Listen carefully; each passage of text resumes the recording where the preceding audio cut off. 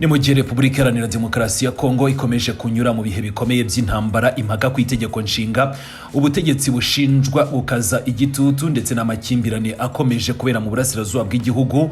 Ubu amaso y'abakurikiranira politiki ya hafi ya Kongo yongeye kwerekeza i Bujumbura, ni mu gihugu cy'abaturanyi cy'u Burundi. Niho Perezida w'u Burundi Evariste Ndayishimiye usanzwe ari na Perezida w'umuryango wa Afurika yunze ubumwe muri iki gihe yakiriye abayobozi batandukanye baturutse muri Repubulika Iharanira Demokarasi ya Kongo. Ni muri abo harimo abayobozi b'ihuriro ry'abatavuga rumwe n'ubutegetsi babarizwa mu ihuriro C64, abayobozi ba Kiliziya Gatolika, abo muri ECC ndetse n'abandi bahagarariye amadini n'amatorero muri Repubulika Iharanira Demokarasi ya Kongo. Ku mugaragaro ibi biganiro byatumijwe ngo mu rwego rwo kuganira ku kibazo cya politiki, umutekano ndetse n'izindi nzego zitandukanye muri Kongo. Ariko iyo usesenguye neza uko ibintu bihagaze, iyi nama ifite uburemere burenze ibiganiro bisanzwe bya diplomasi, kuko ije mu gihe C64 yateganyaga imyigaragambyo ikomeye cyane yo kwamagana umugambi wo guhindura itegeko nshinga. Ni imyigaragambyo yari iteganyijwe kuwa 8 Nyakanga 2026 ariko iza gusubikwa maze yimurirwa kuwa 22 Nyakanga 2026. Ni nyuma yuko abayobozi b'iri huriro batumiwe na Perezida Sebarundi. Ni muri abo bayobozi ba C64 bageze i Bujumbura ndetse bakanagirana ibiganiro koko na Sebarundi, barimo Martin Fayulu, Delice Sanka, Jean-Marc Kabundi, Diodoni Bolongotenge uhagarariye Moise Katumbi Chapwe ndetse na Franklin Chiamara uhagarariye Matata Ponyo. Ni ku rundi ruhande nyine rw'amadini naho hageze intumwa zikomeye cyane zirimo Donatien Nchore wa Kiliziya Gatolika, Eric Senga ndetse na Andre Bokundowa. Aba bari bahagarariye ECC ndetse na Musenyeri Mukuru Evariste Eligiba Yampiya uyobora ihuriro ry'amadini n'amatorero y'ububyutse muri Repubulika Iharanira Demokarasi ya Kongo. Perezida Ndayishimiye akaba yarabakiriye mu ngoro ye cyangwa se mu biro by'Intare Rushatsi House, ibiro bya Perezida Sebarundi, abasaba gushyira imbere ibiganiro, ubumwe ndetse n'inyungu z'igihugu nk'uko binagaragara mu itangazo ku munsi w'ejo nabagejejeho. Nk'uko ibiro by'umukuru w'igihugu cy'u Burundi byabitangaje, Perezida Ndayishimiye ngo yashimye uburyo ibiganiro byabaye mu mwuka w'ubwubahane, kubahana cyangwa se gufatanya ndetse no kugiranira icyizere hagati y'abari muri ibyo biganiro. Yavuze ko hari ubushake busangiwe bwo gushyigikira ituze, amahoro n'umutekano muri Repubulika Iharanira Demokarasi ya Kongo no mu karere k'ibiyaga bigari kose muri rusange. Ariko nubwo ibyo ari byo byatangajwe ku mugaragaro, iyi nama ntabwo rwose yakiriwe kimwe n'impande zose zo muri Repubulika Iharanira Demokarasi ya Kongo. Nk'ubwo ngubwo ku ruhande rwa C64 baravuga ko bitabiriye ibi biganiro mu mwuka w'ubwumvikane n'ubwubahane, bashaka kugeza kuri Perezida Sebarundi ubutumwa bwabo bwo kurengera itegeko nshinga, amahoro n'ubwiyunge ndetse bikajyana ngo n'amatora anyuze mu mucyo. Ibyo nibyo beretse Tshisekedi na Sebarundi, ariko kandi ku ruhande rw'ibyo beretse Sebarundi byo turaza no kubisoma kuko byamaze kujya hanze. Hanyuma ku rundi ruhande umuryango wa politiki wa Joseph Kabila wavuze ko watumiwe rwose na Sebarundi, yabahaye ibaruwa yo kubatumira muri ibyo biganiro, gusa bamutera ishoti bamubwira ko batakitabira ibyo biganiro kuko basanze ngo hari ibyo bo bise ukutumvikana kudahwitse muri ubwo butumire, ndetse bakabona ko ari ukubiyorobekaho bityo ko ntacyo bakura kuri Sebarundi. Hanyuma ku ruhande rwa FCM23 nubwo nta tangazo rirajya hanze, ariko kandi bamwe mu bayobozi b'uyu mutwe batangiye kuvuga. Ndaza kwifashisha umuyobozi w'ibiro by'umuhuzabikorwa mukuru wa FCM23, ngo ni umuyobozi w'ibiro bya Bwana Colonel Nanga. We yanenze cyane ubuhuza bwa Ndayishimiye avuga ko budashoboka cyangwa se butavamo amahoro, ngo ni Sebarundi ukomeje kuririmba amahoro kandi yagera ku kibuga cy'imirwano akajya kogeza cyangwa se kujya gukomeza gushyigikira intambara. Ibigaragaza ko uruhande rwa M23 rushobora kuba rwose rutari interested n'ibi biganiro byo kwa Sebarundi. Iki rero nicyo gituma iyi nama ya Bujumbura ikomeje noneho kuba inkuru ikomeye, nanjye nkaba nkomeje kugenda nyikurikiranira hafi. Si ukubera ko abanyepolitiki wenda n'abayobozi b'amadini berekeje i Bujumbura gusa, sibyo tugiye kuba tugarukaho cyangwa se sinabyo bitumye nongera gutegura iki gice nanone kikurikira ibyo nagiye nkugezaho mu minsi yashize, ahubwo ni ukubera ko herekanywe indi shusho y'ikibazo cya Kongo, kandi ni ishusho idasobanutse. Harimo intambara, harimo politiki,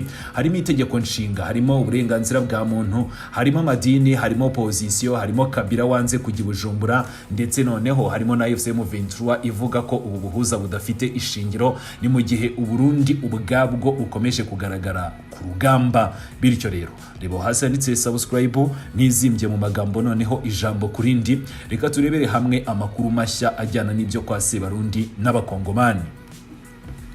Ni mu butumwa bwa C64 bagejeje kuri uwo Sebarundi, iri huriro ryagaragaje ingingo esheshatu zikomeye rivuga ko zigomba kwitabwaho niba koko uyu Sebarundi ashaka gufasha leta ya Repubulika Iharanira Demokarasi ya Kongo kuva mu bibazo.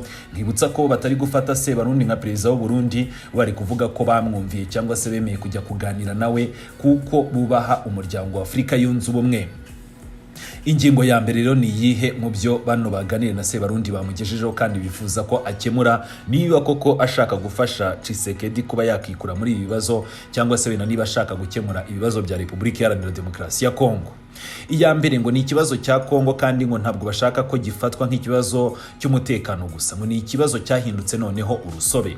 Hano babisobanuye, C64 yabwiye perezida Sebarundi ko ikibazo cya Kongo ko kidakwiriye kurebwa mu ndererwamo y'umutekano gusa. C64 yavuze ko intambara, ikibazo cyo kwemerwa k'ubutegetsi, ikibazo cy'imiyoborere n'ikibazo cy'itegeko nshinga ko byamaze noneho kuba ikibazo kimwe kandi gikomeye. Ni mu yandi magambo C64 iravuga ko kudashobora kuvuga ko ugiye gukemura ikibazo cyo mu burasirazuba bwa Kongo wirengagije ikibazo cy'uko igihugu kiyobowe, cyangwa se niba Sebarundi mu yandi magambo uyu wiyita Sebarundi mu mbabarire, naje gusanga bamwe mu barundi muri comment bambuza gukoresha iri zina, gusa impamvu ndikoresha nuko koko uyu perezida Evariste Ndayishimiye yakunze kumvikana hose avuga ko ari Sebarundi. Hanyuma rero niba ashaka gukemura ikibazo ntabwo agomba kuvuga ko arakemura ikibazo cy'intambara yo mu burasirazuba, ahubwo niba yiyemeje koko gukemura iki kibazo nabanze yinjire mu miyoborere ya Repubulika Iharanira Demokarasi ya Kongo nayo ayikemure.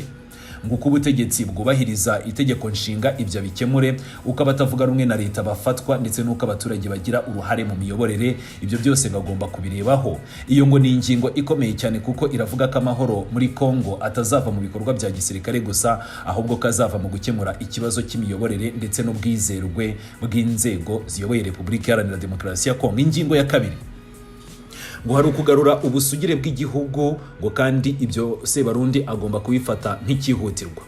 C64 yavuze ko nubwo hari ibibazo byinshi cyane, ngo kugarura ubusugire bw'igihugu cya Repubulika Iharanira Demokarasi ya Kongo bigomba gukomeza kuba ikintu cya mbere. Yavuze ko guhagarika imirwano, kugarura ubutegetsi bwa leta ku butaka bwose ndetse no kurinda abasivile ngo bigomba kuguma ku isonga ry'ibikorwa by'umuryango wa Afurika yunze ubumwe. Aha C64 iravuga ko Kongo idashobora kuvuga ko iri mu mahoro mu gihe hari ibice byinshi by'igihugu bikigenzurwa n'umutwe wa M23 cyangwa se bitagenzurwa na leta. Hari abaturage bakomeje guhunga, hari intambara kandi hari ibice bigenzurwa n'imitwe yitwaje intwaro. Bityo rero ntabwo Sebarundi yavuga ko yakemuye ikibazo icyo nacyo atarabanza kukirebaho. Ariko nanone C64 ihita ihuza iyi ngingo n'izindi ivuga ko ubusugire bw'igihugu butazagenzurwa gusa n'intambara cyangwa se n'imbunda. Ibyo byose Sebarundi ngagomba kubanza kubinyuzamo amaso niba koko ashaka gufasha aba banyekongo. Icya gatatu, amahoro ya gisirikare ngagomba kujyana n'igisubizo cya politiki ndetse n'izindi nzego zose. C64 yavuze ko amahoro ashingiye gusa ku guhagarika imirwano ngo ntabwo azaramba niba adaherekejwe n'igisubizo cya politiki. Ibyo rero ngo nibyo Sebarundi agomba kubanza kurebaho. Yavuze ko kubaka leta igendera ku mategeko ndetse no kunoza imiyoborere, kubahiriza ubwisanzure bw'abaturage ndetse no kurinda ubwumvikane bushingiye ku itegeko nshinga ngo nibyo by'ingenzi kugira ngo amahoro arambye azagerweho. Aha rero ubutumwa burasobanutse. C64 iravuga ko niba igihugu gikomeje kugira ubutegetsi bushinjwa guhonyora uburenganzira bw'ikiremwa muntu, gufunga abatavuga rumwe n'ubutegetsi cyangwa se wenda gushaka guhindura itegeko nshinga ku nyungu z'ubutumwa runaka kandi bugenewe umuntu umwe cyangwa se ku nyungu z'umuntu umwe ku giti cye, amahoro rwose ngo ntabwo azigera ashoboka. Bityo rero Sebarundi ibyo nabyo ngagomba kubikemura niba koko ashaka ko Repubulika Iharanira Demokarasi ya Kongo igira amahoro. Ingingo ya 4 muri 6 ngo hakenewe ingamba zihuse zo kugabanya ubushyamirane bwa politiki. Ibyo Sebarundi ngagomba kubyumva neza. C64 ubwo C64 ni inyivuga nyine mwumve babandi bose ku munsi w'ejo twagiye tuvuga bagiranye ibiganiro na Sebarundi, kuko turaza kubigarukaho muri iyi nkuru yacu. Hari abamuteye ishoti barimo Joseph Kabila na M23. iyi si cyangwa se iri huriro ryasabye ko habaho intambwe yihuse cyangwa se intambwe zihuse zo kugabanya umwuka mubi muri politiki ya Repubulika Iharanira Demokarasi ya Kongo. Ni muri izo ntambwe harimo kurekura imfungwa za politiki, gukuraho ibihano byafashwe ku mpamvu za politiki, ndetse no guhagarika inzitizi zishyirwa ku batavuga rumwe n'ubutegetsi, harimo ibibazo byo kubima pasiporo cyangwa se kubafungirana n'ibindi byinshi bagiye bagaragaza. C64 yavuze ko ibyo ngo ni ibimenyetso by'ingenzi byo kubaka icyizere, bityo Sebarundi nibyo akwiriye guheraho nyine avuga ko byanze bikunze ashaka gukemura ikibazo akabishingiraho abiganira na Tshisekedi mu rwego rwo kugira ngo amahoro arambye koko agerweho kandi n'ibikorwa by'imyigaragambyo bihagarikwe koko. Kubgayo ndavuga C64 ngo nta biganiro by'igihugu bishobora kubaho cyangwa se ngo nta byabaho ni mu gihe hari abantu bafunzwe bazira politiki, abandi baramburwa uburenganzira bwo kugenda, abandi baracibwa imanza zishingiye ku mpamvu za politiki cyangwa se ku nyungu za politiki. Iri huriro ryavuze ko ibiganiro by'amahoro byakagombye guhurizwa ku buhuza butabogamye buyobowe n'umuntu cyangwa se urwego rubifitiwe icyizere muri Afurika yunze ubumwe cyangwa se muri uyu muryango. Impamvu ya gatanu bagejeje kuri uyu Sebarundi ni impamvu zikomeye cyane. Benshi rwose batangiye no kuvuga ko Sebarundi ashobora kuba agiye gukuramo ake karenge akiruka, kubera ko izi ngingo zose bamukubise uko ari 6 ngiye kubasomera. Turigeze ku ya gatanu, nta nimwe bigaragara neza rwose ko Tshisekedi yakemera cyangwa se ngo yemerere uwo Sebarundi. Reka nkomeze nzibabwira kuko ziranditse kandi ziragaragara. Inzira y'amahoro ngo ntikwiye cyangwa se inzira z'amahoro zose ngo zikwiriye gushyirwamo ibibazo bya politiki by'imbere mu gihugu. Bivuze ko ibintu byose barimo gutekereza bijyana no kugarura amahoro byose iteka ryose ngo bigomba kujyana n'ibibazo bya politiki aba batavuga rumwe n'ubutegetsi bagaragaza. Nkibutsa ko ni mu gihe cyose ibi bintu Sebarundi atabishobora cyangwa se atabishyira mu bikorwa, hari igitegereje Tshisekedi kandi kitoroshye gishobora kuzamukoraho. Ni imyigaragambyo karahabutaka izazenguruka Repubulika Iharanira Demokarasi ya Kongo, atari yo gusa ahubwo n'isi yose. C64 muri ingingo ya gatanu yavuze ko inzira z'amahoro ngo zikwiriye gukomeza kwaguka, nizibande gusa ku bibazo bya gisirikare cyangwa se ibikomeje kubera mu burasirazuba bwa Kongo. Oya, aba barashaka ko noneho igihugu cyose kirebwamo uko Tshisekedi yakomeje gusahura umutungo, ruswa, ubuyobozi bushingiye ku cyene wabo ndetse n'ibindi bibazo byinshi cyane bashinja Tshisekedi binatuma bamusaba kwegura. Byose barashaka ko biganirwaho, atari ukuvuga ngo Tshisekedi yaganiriye na mama 23 gusa. Oya, baravuga ko izo nzira zikwiriye gushyirwamo n'ibibazo bya politiki by'imbere mu gihugu, kandi hakabaho ibiganiro bihuriweho n'abafite uruhare cyangwa se n'abakomeje kugaragaza uruhare bose mu buzima bw'igihugu. Abo bose bakajya mu biganiro. Ibi bivuze ko C64 irashaka ko ibiganiro bitaba hagati ya leta n'abarwana gusa.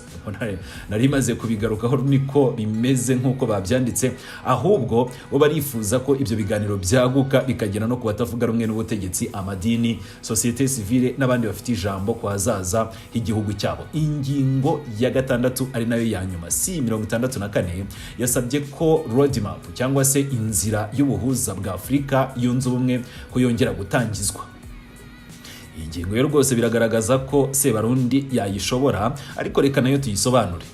Ingingo ya gatandatu ari nayo ya nyuma mu byo basabye Sebarundi aba bagize C64 basabye ko roadmap ya Afurika y'ubuhuza bw'umuryango wa Afurika yunze ubumwe yo kurinda ibibazo bya Kongo kisubukurwa mu buryo bwagutse buhuza impande zose. Bityo rero iyi C64 yavuze ko yiteguye gutanga umusanzu wayo mu nzira z'amahoro binyuze mu buryo bwa politiki n'ubw'amahoro kandi bwubahiriza itegeko nshinga. Nicyo kintu bakomeje gushyira imbere, kuko bavuga ko mu gihe cyose Tshisekedi yakomeza kurirwanya cyangwa se yashaka kurihindura, aba nabo biteguye kurwana kugeza igihe azaviraho, kuko badafite imbunda bo barakoresha umunwa wabo n'ibikorwa bitandukanye barimo gutegura, ariko amahanga arimo gukurikiranira hafi. Bavuze ko bashobora wenda kuba bakorana ngo n'umuryango wa Afurika yunze ubumwe hifashishijwe amadini, bo nicyo bashaka gushyira imbere. Bavuze ICC, itorero ry'abakristo muri Repubulika Iharanira Demokarasi ya Kongo, na Senko cyangwa se inama nkuru y'abepiskopi gatolika muri Repubulika Iharanira Demokarasi ya Kongo, ni mu bikorwa bigamije kugarura amahoro, kurinda itegeko nshinga ndetse no kubaka ituze rirambye muri Kongo no mu karere kose muri rusange. C64 yibukije ko kuva yashingwa kwa 19 Gicurasi n'ejo bundi rwose bashinze uyu mutwe bahurije bahurije hamwe bavuga ko bagomba kurwanirira irangingo y'itegeko nshinga 64 bashinze rero uyu mutwe wabo kwa 19 Gicurasi 2026 ngo bakoresheje gusa inzira z'amahoro n'izubahiriza itegeko nshinga. Bavuze ko intego rero yabo ngo no gukomeza gukangurira abaturage kurengera itegeko nshinga, kubaka leta igendera ku mategeko ndetse no kugarura icyizere hagati y'abaturage ndetse n'inzego za leta. Hanyuma rero kandi Tshisekedi Chilombo nawe ngarasaba ko rwose ibyo byose byakorwa mu gukomeza kubaha cyangwa se gushyira hamwe no gukunda igihugu, ariko kandi si 64 ni mu gihe Sebarundi avuga ko ibyo bigomba gukorwa gutyo, bo baramusaba ko yabwira Tshisekedi ibijyanye no guhindura itegeko nshinga byo akabigendera kure. Reka ibi nabyo dukomeze tubigarukaho mbere yuko twinjira ku gisubizo cya Joseph Kabila mama 23 tunasoza iyi nkuru yacu. Ni mu nyandiko C64 yashyikirije Perezida Ndayishimiye, iri huriro ryahise ritangaza amagambo akomeye cyane ku ruhare rwa Perezida Felix Antoine Tshisekedi Chilombo n'ibibazo bya politiki muri Kongo. C64 yavuze ko Perezida Tshisekedi ari ufite inshingano ku bibazo by'ubudahangarwa, ihohoterwa n'uburenganzira bwa muntu ndetse no gukomeza gukaza igitutu ku baturage bo muri Repubulika Iharanira Demokarasi ya Kongo n'ibindi bibazo bikomeje kuhagaragara. Bityo rero basabye Tshisekedi guhita ari ku mugambi ndetse ngo no kuwukura mu nzozi ze. Uwo mugambi ni umugambi wo kuvugurura cyangwa se guhindura itegeko nshinga. Niba Tshisekedi ashaka gufasha nako Sebarundi mu mbabarire ashaka gufasha mu bibazo bya Tshisekedi nabo batavuga rumwe n'ubutegetsi cyangwa se n'ibibazo muri rusange byugarije iki gihugu, bityo Sebarundi agomba ngo kubwira mugenzi we ko ibijyanye no guhindura itegeko nshinga byo ko bidakwiriye gutekerezwaho. Yamusabye guhagarika gutoteza abatavuga rumwe n'ubutegetsi, bamusabye kandi kwitandukanya n'inzego z'ubugizi bwa nabi. C64 yazise inzego zifasha mu gukandamiza abaturage cyangwa se wenda imitwe ikora mu izina rya Tshisekedi ariko nanone ikandamiza abaturage. Ibiganiro byabaye mu gihe kandi C64 yari imaze gusubika imyigaragambyo yari iteganyijwe kwa 8 Nyakanga 2026 bashaka kubanza ngo gushyira imbere cyangwa se guha amahirwe inzira y'ibiganiro, ari nabyo bagiyemo kandi mberetse ingingo zose bashyize ku meza ya Sebarundi. Iyi myigaragambyo yari iteganyijwe kubera Kinshasa no mu yindi miji itandukanye, igakomereza no mu bihugu bitandukanye kandi gasorezwa noneho kuri Palais de la Nation cyangwa se ku biro bya Perezida Felix Antoine Tshisekedi Chilombo. Intego yayo kwari ukurwanya umugambi wo guhindura itegeko nshinga wo C64 ivuga ko ushobora gufungurira Perezida Tshisekedi inzira zo gukomeza kuguma ku butegetsi, ariko kandi iyo myigaragambyo ikirenze ibyo ni ugusaba ko uyu Tshisekedi ava ku butegetsi mu buryo bwa burundu. Ni nyuma rero yo gutumirwa na Perezida Ndayishimiye, C64 yavuze ko yafashe icyemezo cyo gusubika iyo myigaragambyo ikimurirwa kwa 22 Nyakanga 2026 ni mu rwego rwo guha umwanya ibiganiro bya Bujumbura. Iri huriro ryavuze ko ryemeye ubwo butumire mu mwuka w'inshingano, ariko nanone ko ibyo bitavuze ko bahagaritse urugamba rwabo rwo kurengera itegeko nshinga no kurwanya Tshisekedi kugera avuye ku butegetsi. Ahubwo bo baravuga ko ubutumwa bwabo ngo bugomba kuguma ari bumwe: kurengera itegeko nshinga, amahoro, amatora ndetse no kugarura ubutegetsi bushingiye ku mategeko, ibyo bavuga ko Tshisekedi adafite habe na mba.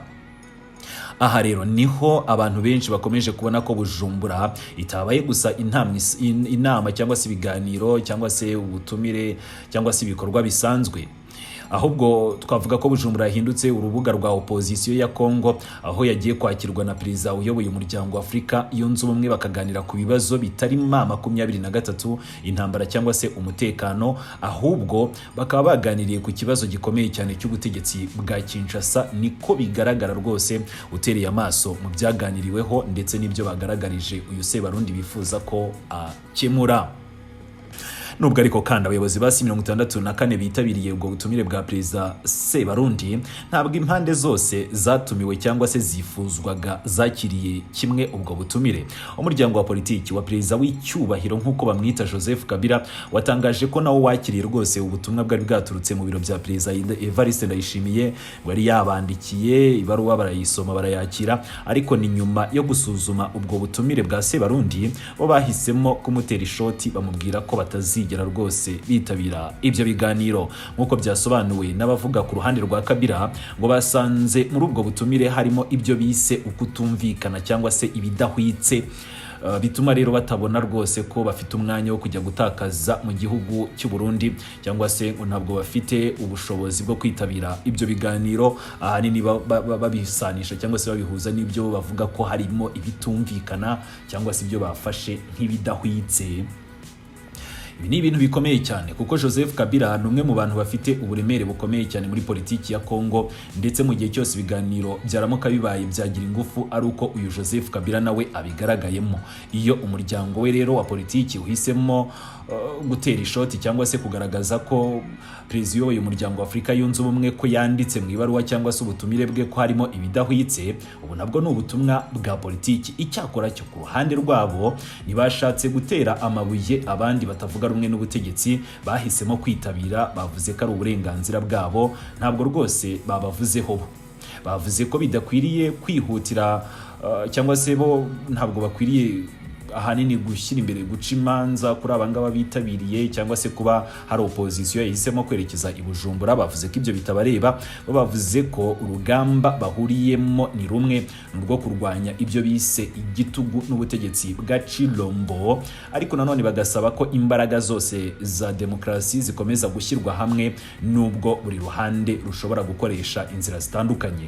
Abangaba bagize C64 bo bahisemo rwose kwitabira ibyo biganiro. Ibyo nta kibazo nk'uko abo kwa Kabila babivuga, icyo bo bahurizaho ni ukuba bafatanyije mu gukomeza kurwanya ikibi aricyo Tshisekedi.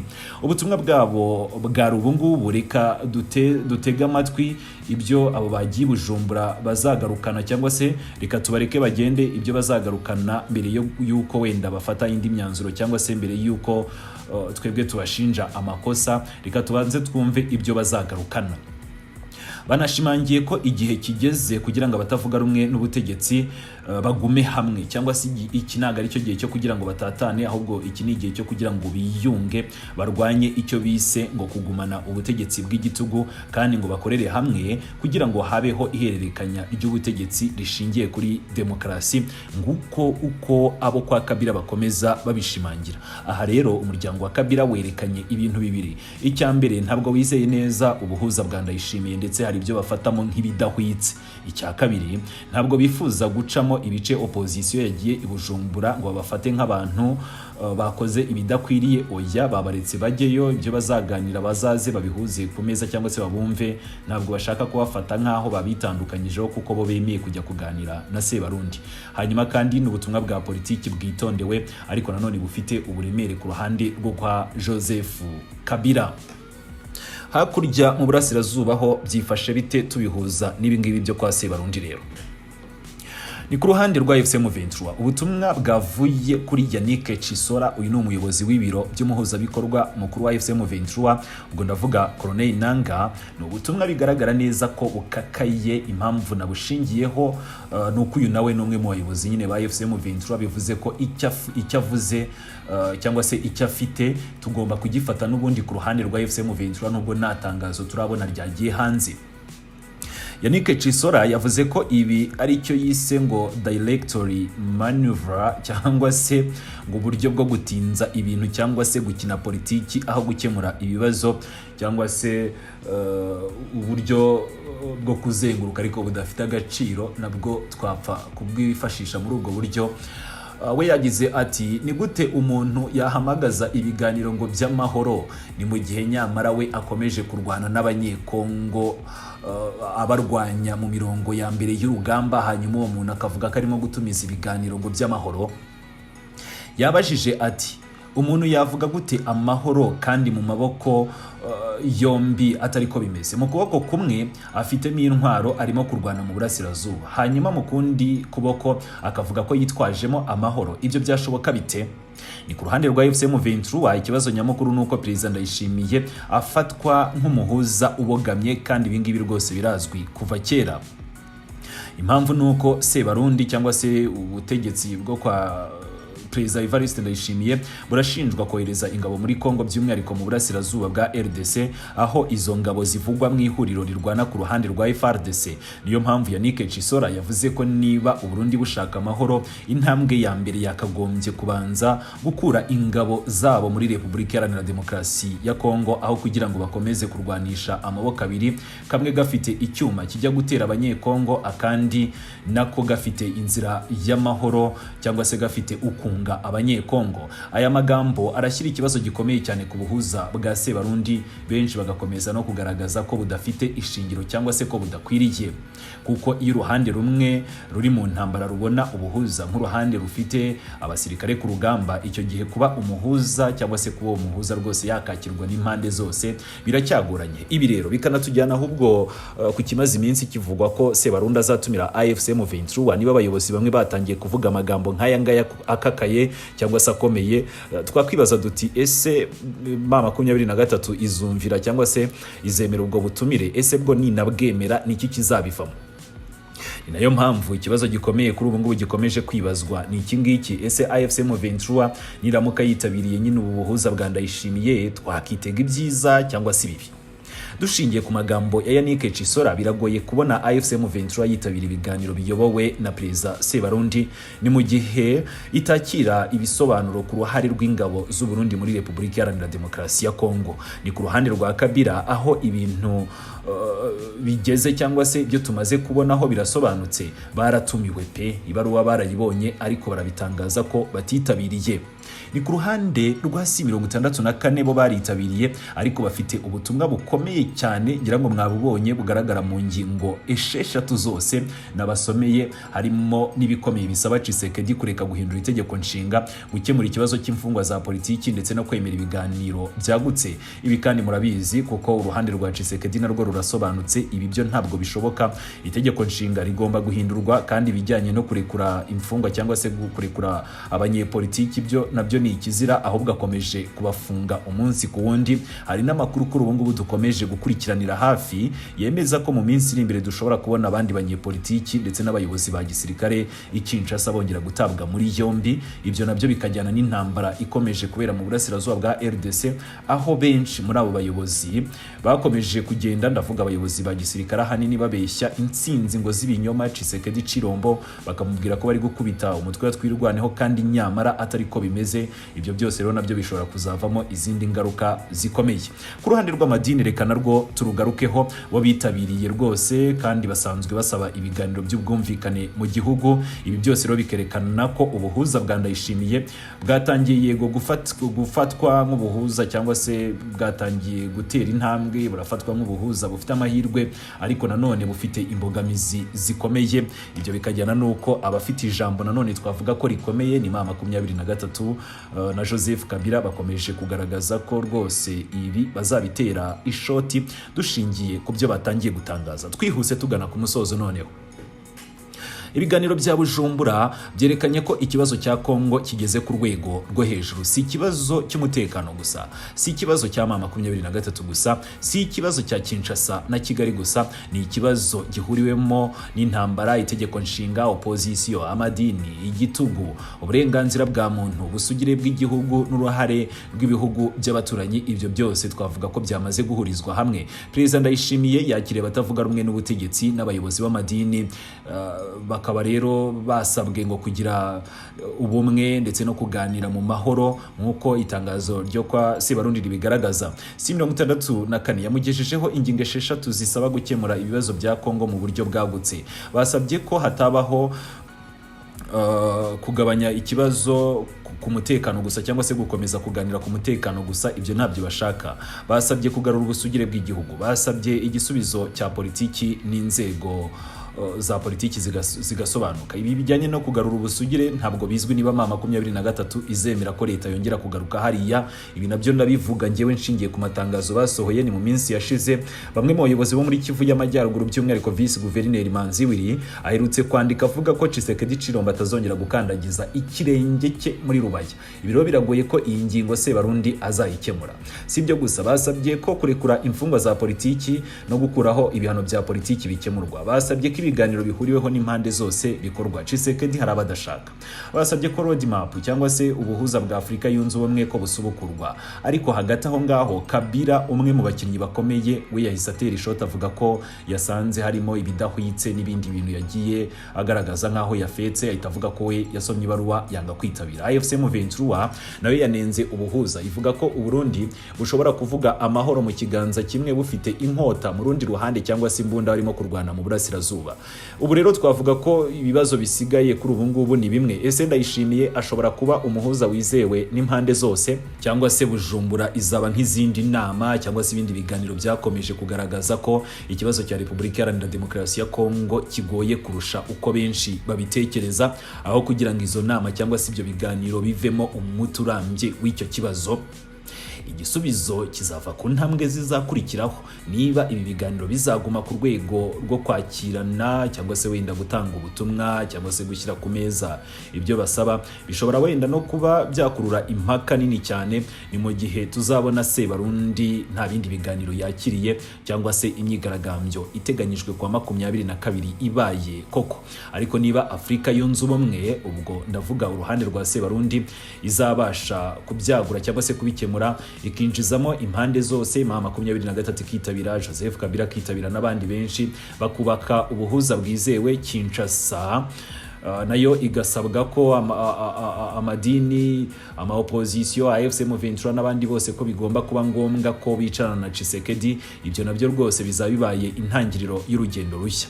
Kugeza ubu ariko ikigaragara ni kimwe, Kongo iri mu bihe bikomeye cyane, kandi amahoro azaba ukuri, ibiganiro nyabyo, ndetse no kwemera ko ikibazo kitakemurwa mu gufata uruhande rumwe ngo urundi rwirengagizwe, nk'uko Tshisekedi, Chilombo na Sebarundi babikora. Dore kumwe ayoboye umuryango wa Afurika y'ibiyaga bigari, undi akayobora umuryango wa Afurika yunze ubumwe, bose bakaba banahurira ku ruhande rumwe mu ihuriro rya FARDC. Byose nibyo tuzakomeza kugenda dutegereza mu minsi iri imbere, kandi rwose Rwanda Updates iragusezeranya ko akantu ku kandi izakomeza kugenda ikugezaho amakuru yose nk'uko bikwiriye.